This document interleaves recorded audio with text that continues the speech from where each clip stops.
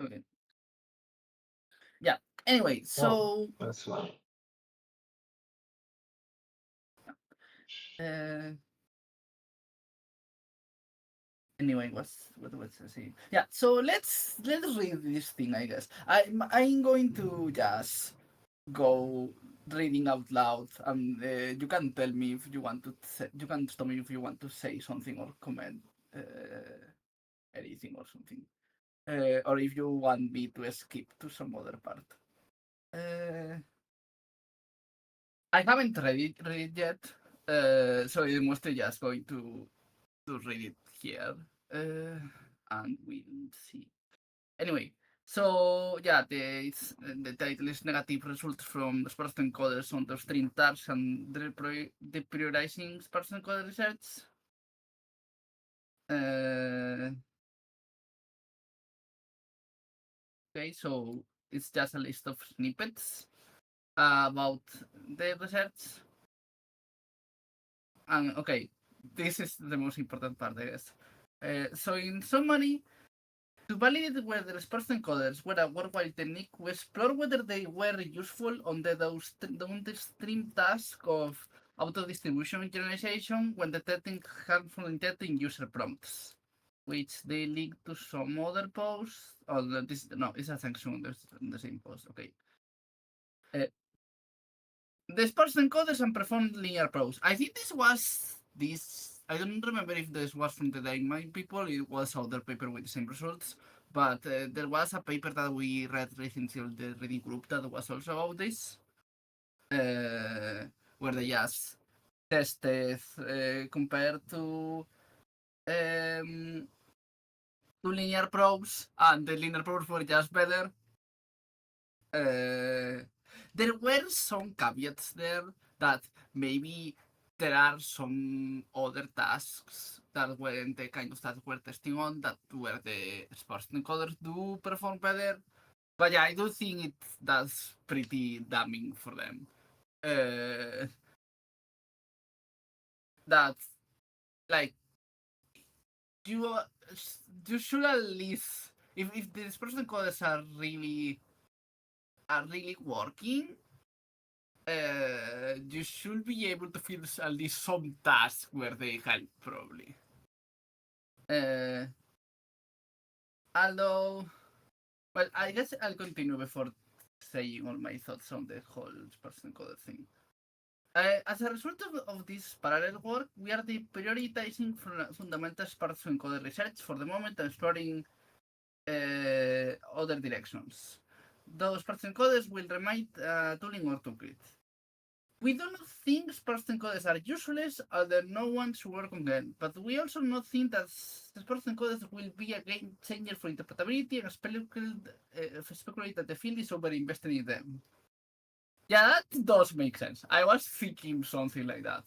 Although I'm not that sure. Like, it seems possible to me that maybe they'll talk later about this, but it seems possible to me that the current first encoders can perform linear probes, but it's not. I think there are other reasons to think this, but I think that kind of result on its own tells you much about that much about whether some improved version of sparse encoders with some change could be better. But I do think there are some reasons to be skeptical of that. But we'll see what they say later. Um, Training Sparse encoders is specialized for chat data close about half the gap, but still worse than linear probes. Okay, we why chat? Well, I guess I'll explain later. I guess it was a chat task or something. We tried several ways to train chat sparse encoders, and all these about as well. Uh-huh. By default, we recommend targeting a sparse encoder on pretending data and fine tuning on a bit of chat data.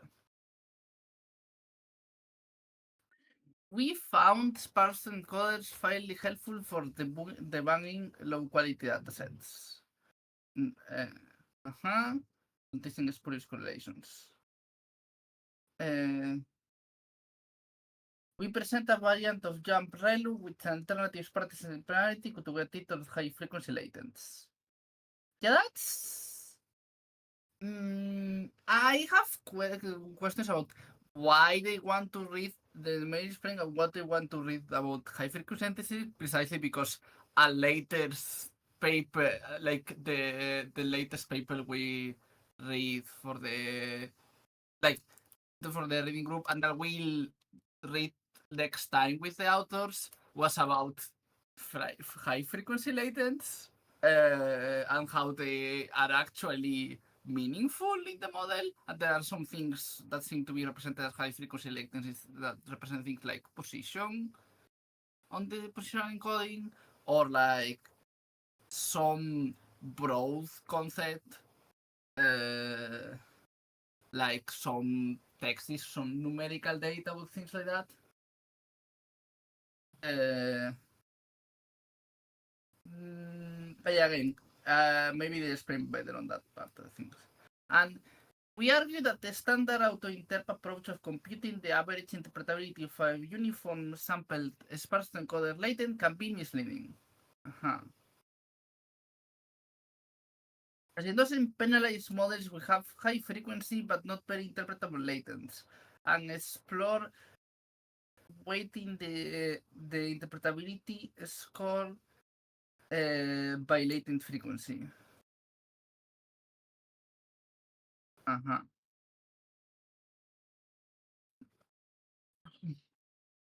Again, more about the frequency thing.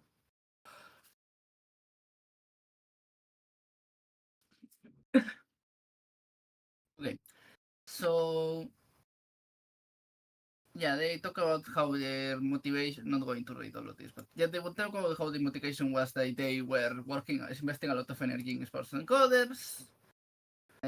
Sports encoders lack a ground truth of the true features in language model to compare to, make it implicit and clear how well they work.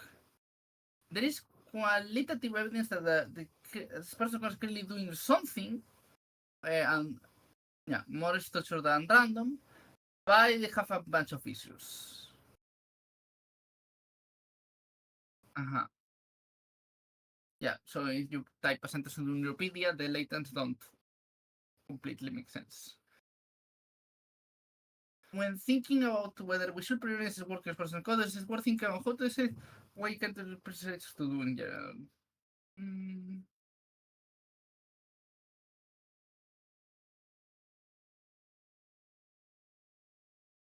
okay, so they, yeah, they mention about the idea of assuming there is some underlying human comprehensible truth for what's going on in the model, and try to build techniques to reverse engineer it.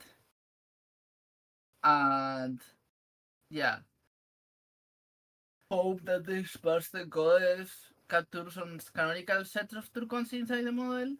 Yeah, that makes sense. And it's unclear whether those concepts even exist. Okay, and they point to a bunch of flaws with sparse encoders, which is that sparse encoders are missing offsets. And this links to a paper. Sparse encoders do not find canonical units of analysis. Yeah, I haven't. I don't remember if we read this one from the day right now. Oh, I think yes, actually.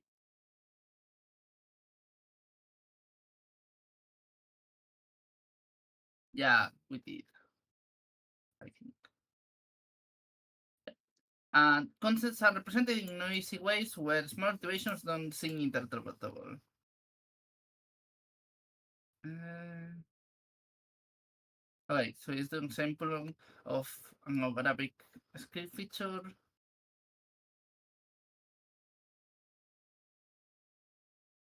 Mm-hmm.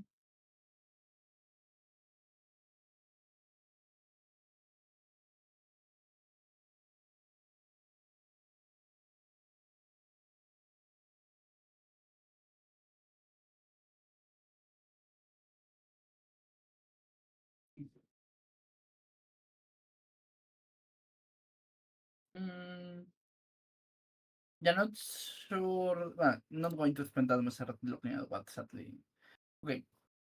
Lentes can be warping in weird ways like feature assumption. This is the feature assumption is the thing where the in case someone doesn't know where the when they train different sparse encoders with different numbers of latents, you have different you have different levels of granularity of which things they learn, if I remember correctly.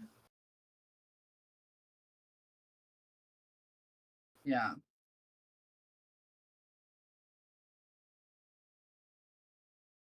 Yeah, because no, it was because you have different. Yeah, because you have different latents where.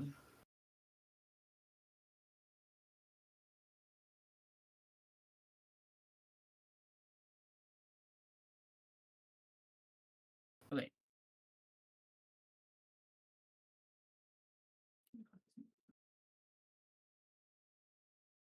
Anyway, let's keep going. Similarly, interpretable elements have many false negatives. Yeah, this is more on the liquids thing. Yeah, I'm sure they found that. Uh, and yeah, they also point to the open progression distributivity. And I do remember they also mention a bunch of those here. So yeah, basically there is a lot of papers.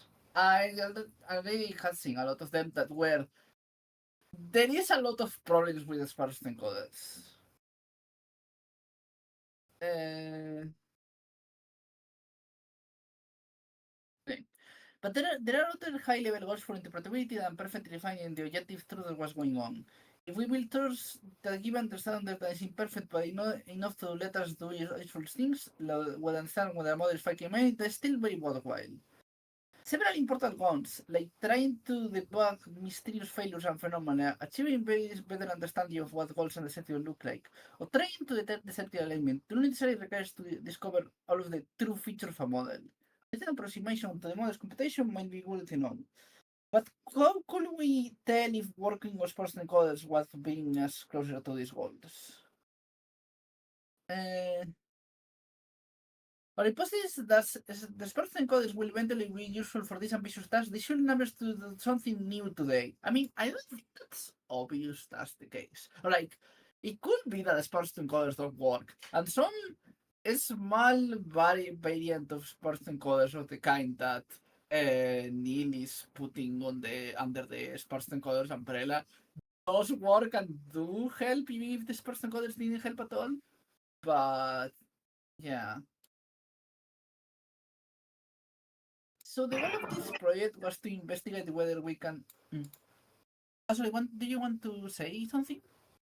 Oh, sorry. I was just gonna chirp in really quickly and say, yeah, I guess I think I agree with you about like the maybe some variant of sparse autoencoders or some particular task where they're like that they're amenable to might be yield bearing, but I think maybe the concern with them is like this really broad direction and like maybe even the biggest single direction of mechanistic interpretability research is that they're a little bit task agnostic in that way. Like it's hard to figure out the task that they're good for because they're being trained on this reconstruction loss, and so you're just kind of hoping that something task useful falls out of that. And so I think I think almost what's not as much captured in this overall, and what is interesting about sparse autoencoders as far as that how well they've worked, given that you're just sort of hoping that the right things um, fall out, and that they are such a broad method that can just be sort of applied anywhere. Do you know what I mean? Yeah, I think that makes sense. I do feel like we kind of need something. It seems like if we want to do anything like fully reverse engineer big models, we want something like a sparse encoders. But it doesn't have to be like a sparse encoders in what they do is like have something where you can take the activations of the model and do some kind of unsupervised learning on it and get some divisioning features that you can use to do things later, like find circuits with combinations of those features. But I don't know if that's. I do agree with the post that the field seems overinvested in sparse encoders and similar things to solve this problem. Maybe there is like something else. Yeah, I think this probably more people should be working on other things. Although it does make sense for some people to work on sparse encoders variant. I do feel there is a lot of people working in sparse encoders later down. Though maybe ideally there will be even more people working as person encoder variants and even more people working on everything else. There is just not enough people in making interp in general, but that's another thing. But yeah, I don't think it's if this post is taking a stance that the Sion wants to talk. I always thought the reason why everyone's in SAEs is because that's what everyone's been trained on. Like, I don't really see much post about linear probes, transformer lens, or anything like that. But I'd say that. Yeah, that makes sense. Like I do wonder, like it is hard to uh,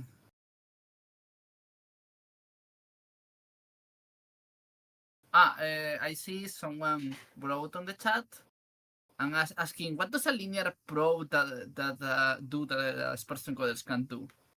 Okay, so a sparse encoder is just autoencoder where you have on the you take the activations of the model and you have something like you have something like a linear transformation to some smaller space and you train that and then you have another transformation to go back to activations and you train that to with some sparsity penalty to try to get some function that compresses the information in the activations in some way and gets high loss when recovering the activations from that. But it's sparse in the sense that the numbers there are only a few of the latents of the sparse encoder activated on the same time. Like they're trying to summarize the activation in some small set of numbers for each example.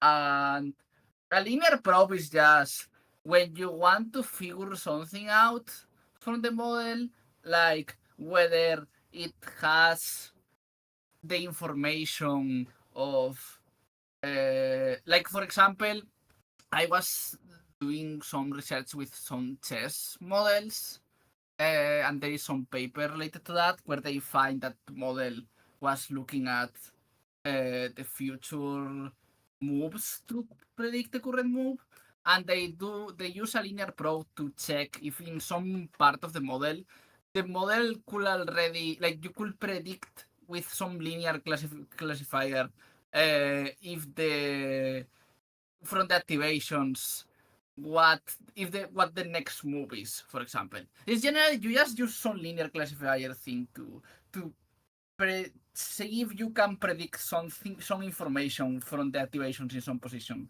as a way to test whether that position stores in some sense that information.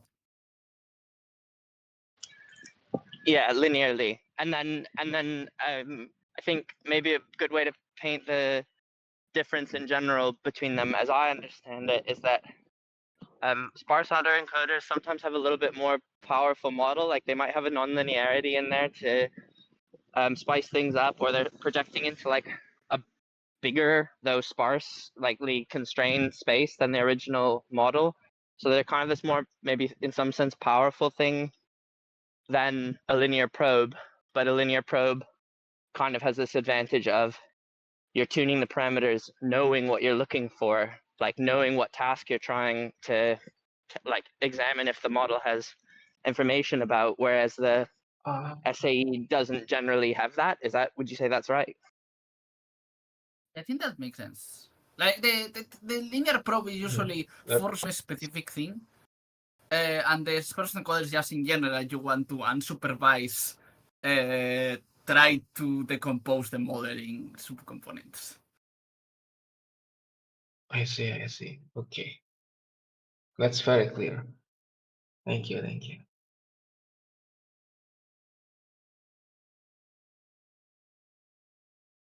Anyway.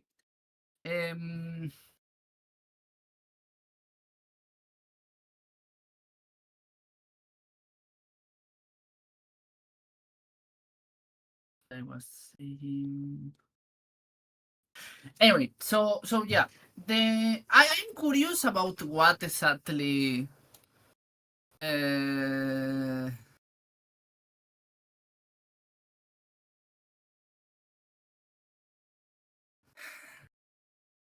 Anyway, so I'm wondering what exactly they want to work on if they are not going to be working as person coders, but they'll probably explain it later.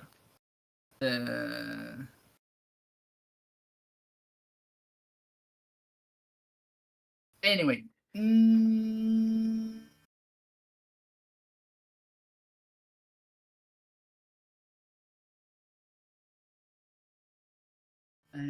Okay, so I was here.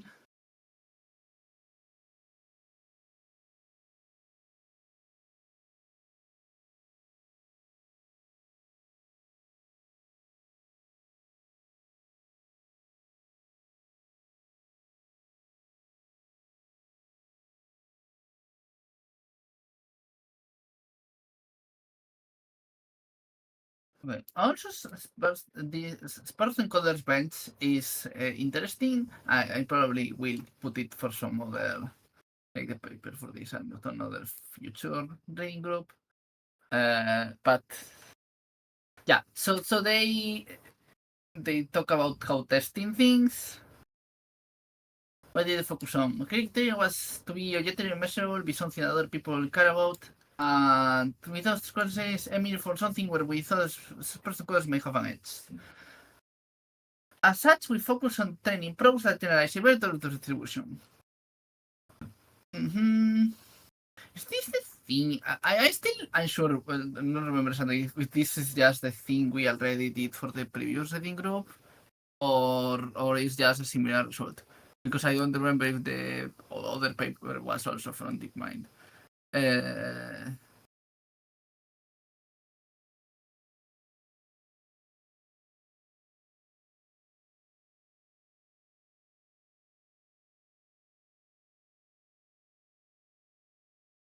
I'm checking that on Discord for a moment if I can find. Well, never mind. I'll check that later. Yeah. We thought that for superintegrals person coders, sparse probing in person coder latents will be less likely to overfit to minor spurious correlations compared to a dense probe. And thus that being interpretable gave a valuable inductive bias. That we are less confident in this argument. I will see why later. We specifically look into the context of detecting harmful using intended interpretation of different jailbreaks and use new jailbreaks as an out-of-distribution set. Sadly, our code results are negative. Hence, the probers perform near perfectly in coding out-of-distribution. Sorry, I let go damage on this one.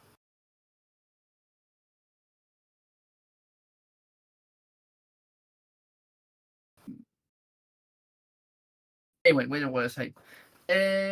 Yeah. Sparse encoder probe, one sparse encoder probes are worse than the linear probes, which is pretty bad because the linear probes are like one of the simplest things you can do. And Yeah, and why are we bothering with person coders for this if you could just do a linear probe? K-sparse linear probe can fit a training set for moderate K and successfully generalized to an in-distribution test set, but show distinctly worse performance in the auto-distribution set. Fine-tuning dispersed encoders on specialized chat data helps, but only closes out half the gap to dense linear probes. This is the thing that the other person that just left said, but to be fair, the sparse autoencoders are like trained for, in general, the entire, like, summarize the activations in general, and the linear probe only has to figure out how some specific thing is how some specific thing is represented. And also, like, I'm not sure, like, maybe even if it turned out that the linear probes are better, it could be that the sparse encoders are still useful because you can find features in the model that you wouldn't have thought of probe for. But I guess for a lot of actual applications, you only want how whatever you care about is represented. But yeah. Linear probes running on the sparse encoder reconstruction and worse than linear probes on the residuals stream. Since sparse encoders are discarding information relevant to the target concept.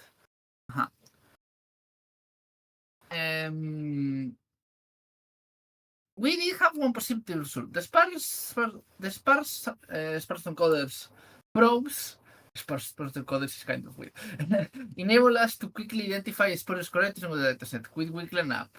Now that this slightly stacks the desk and is sparse encoders, since without sparse encoders waves debugging, the linear probes might have led into these spurious correlations. However, we think we plausibly could have found the spurious correlations with the sparse encoders given more time. And they showed some paper. And yeah, they were surprised by this, but also how well linear probes did. We expect there are many practical ways linear probes could be used today to do chip monitoring for unacceptable behavior in frontier models. I guess that's interesting. That's curious because it feels like some ways that a lot of problems with sparse autoencoders might be that they are linear, and the model some parts of how the model represents things are not, and I mean there is also some extra problems, and it seems like the linear probes should also have the same problems, but it seems like there is even more things wrong with sparse encoders than that. That or people just maybe something is wrong is people just haven't figured out how to train them as well as people have figured out how to train linear probes. But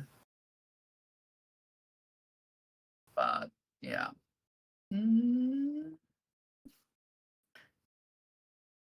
Yeah, that when we probably should that current sparse encoders do not find the concept required for to be useful for important tasks, like detecting harmful intent. But linear probes can. This might be because the model doesn't represent harmful intent as a fundamental concept that the sparse encoder is working as intended, while the probe captures a mix of tons of concepts. Because the concept is present, but the sparse encoder is bad at learning it. Or an hypothesis. For whatever the reason, it's evidence against sparse encoders being the right tool for things we want to do in practice. Okay. We consider the problem to be discarded, but not enough to pivot to the wrong. Yeah, that was saying. Only with that, I wouldn't. Like, it could just be that they just needed to work more as sparse encoders, but they wouldn't necessarily have to switch. But you have several other projects on the literature, such as this one. Yeah, this one was the one we read the other day. Also, okay, so this was with Tegman and Neil, but I guess this was probably he was just collaborating. Then it's not totally from the made thing. I think they were here for this. I remember correctly. Yeah, Joshua Ingles was here. I remember.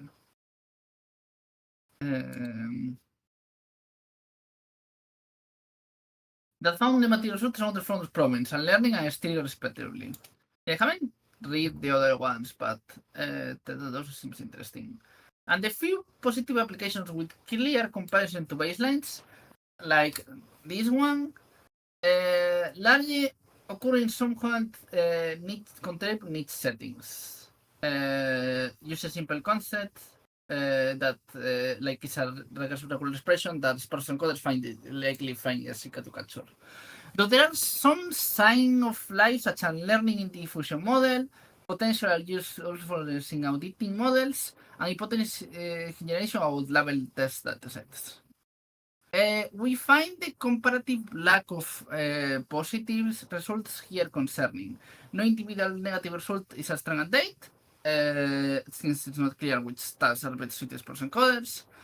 But if current person coders really are a big step towards interpretability, it's okay. I see you are basing your doing research of a sparse encoder on the idea that they are already pretty good or something, then yeah, you should definitely expect that they already help. I don't help, you should update against that, maybe change something. Should not be hard to find compelling scenarios while they beat baselines. This combined with the general messiness of visual surface by attempts and other sources for visual sensitivity suggests that sports encoders are best techniques, like transcoders, crosscoders, whatever, are not likely to be a game changer anytime soon. And plausible will never be. We hope to write our thoughts on the topic in more detail soon. We think that the research community largely invested in the sparse encoders was most justified under hopes that the sparse encoder could be incredibly transformative on to all the other things we want to do with interpretability. Now that this seems less likely, we speculate the interpretability community is somewhat over-investing in sparse encoders. Yeah, that's the same thing they say on the summary.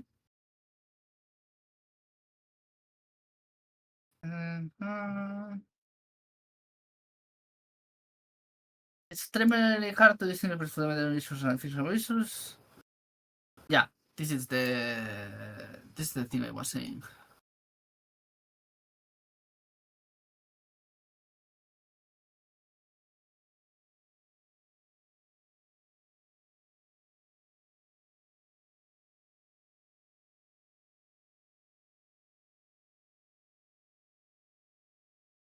I feel like I don't know. I feel like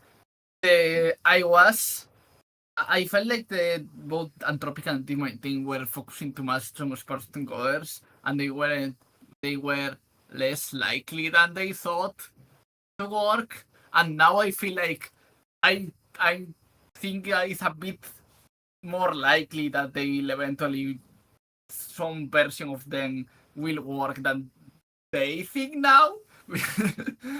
So yeah, I don't know.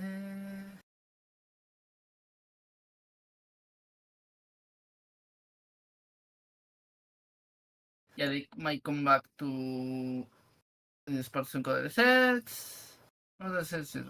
Okay. Model diffing, interpreting model organisms of deception, and trying to interpret thinking models. Yeah, I guess that makes sense, but I feel like there is a reason apart from that part they seem to work that people were trying to do person coders, and I will see how well those things work.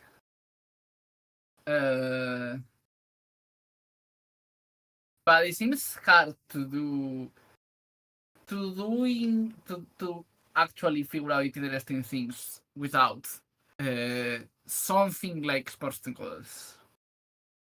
But maybe there is, I don't know. In our original sports code sessions, we release chat model sports encoders, we pretending activations from the chat model, bottom pretending data, non-chat rows from the model.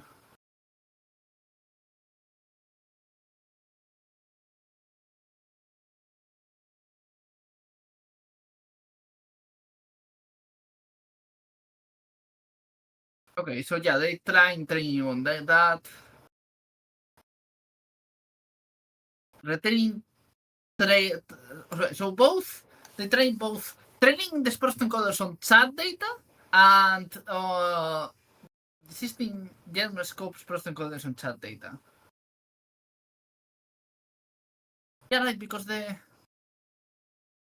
I guess there's examples, but the probably a typical chat. Maybe these days some of the companies are using chat examples from people, but I guess the typical model is more a lot more trained on just not that much training the actual kind of chat they are having with people.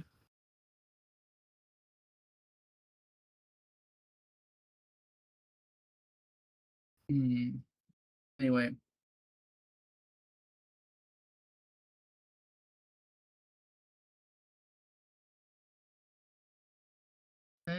Starting fine-tuning from the pretending and certain badges to get mask models.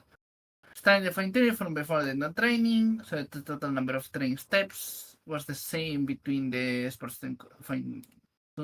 encoders and the IT training sports encoder.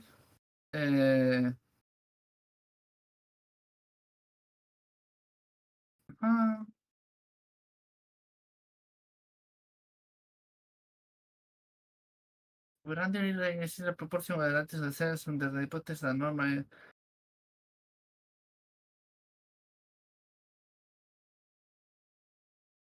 Okay.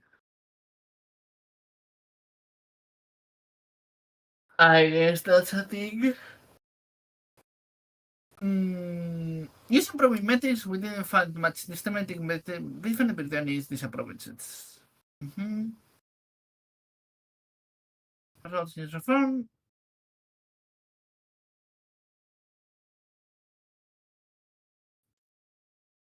Fine-tuning from the gen scope styles on the PT on the chat, the training data.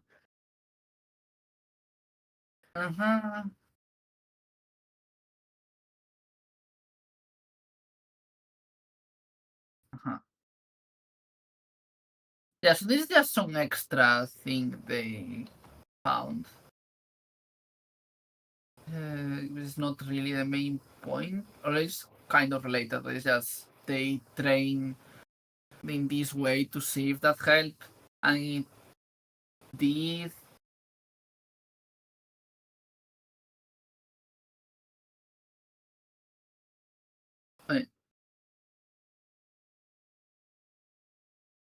Fine-tuning compared to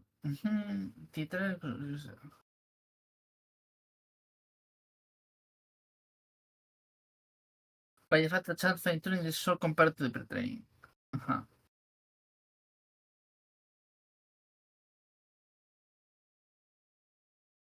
Yeah.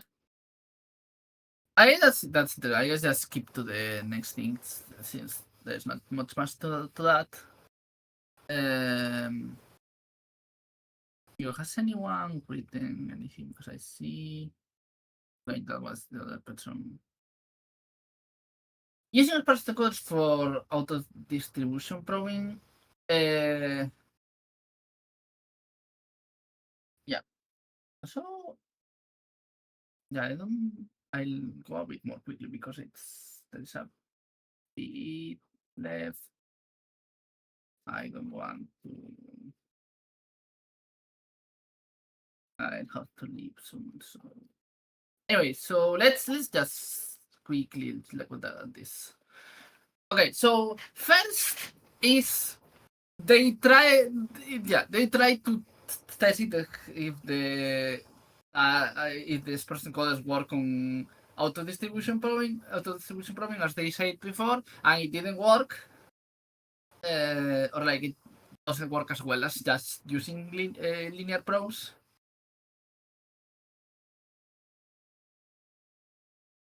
Yeah.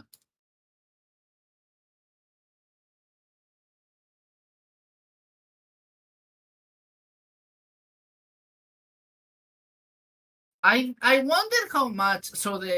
There was this paper we read about how high frequency high frequency features are actually meaningful and important for how the model works, and the sparse encoders are not learning them because they have a sparsity penalty, or like they are learning them wrong. And I wonder how much. Maybe at least a non-trivial amount of how better linear probes do is just the linear probes don't have a sparsity penalty. So, but I mean, there is no meaningful comparisons there. So the linear probes just learn whatever the representation is, and and that part of the representation, since it's high frequency, it just doesn't appear on the person code basis.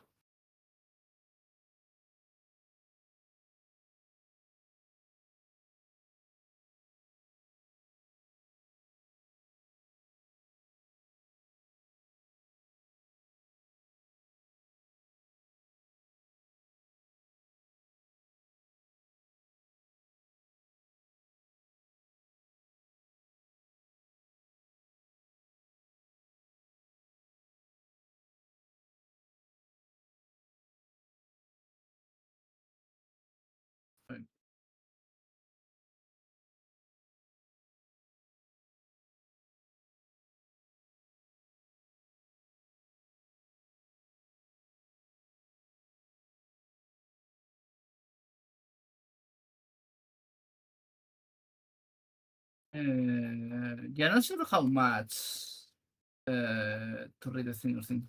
Kind of have to leave soon, so maybe we can just leave it here. This is just like more details on the other experiments. You can read that if you want. I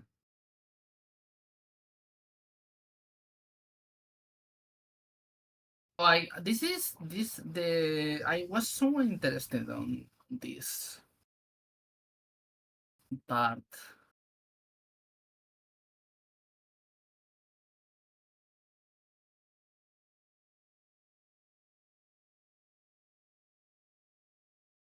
But yeah, I think I'll have to leave right now, so I'll just leave it here.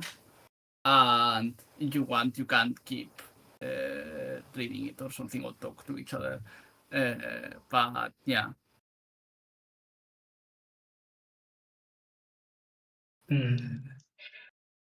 Okay, thank you. Anyway, goodbye.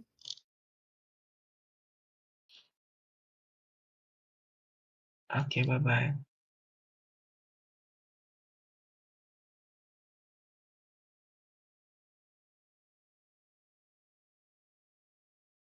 I have no idea.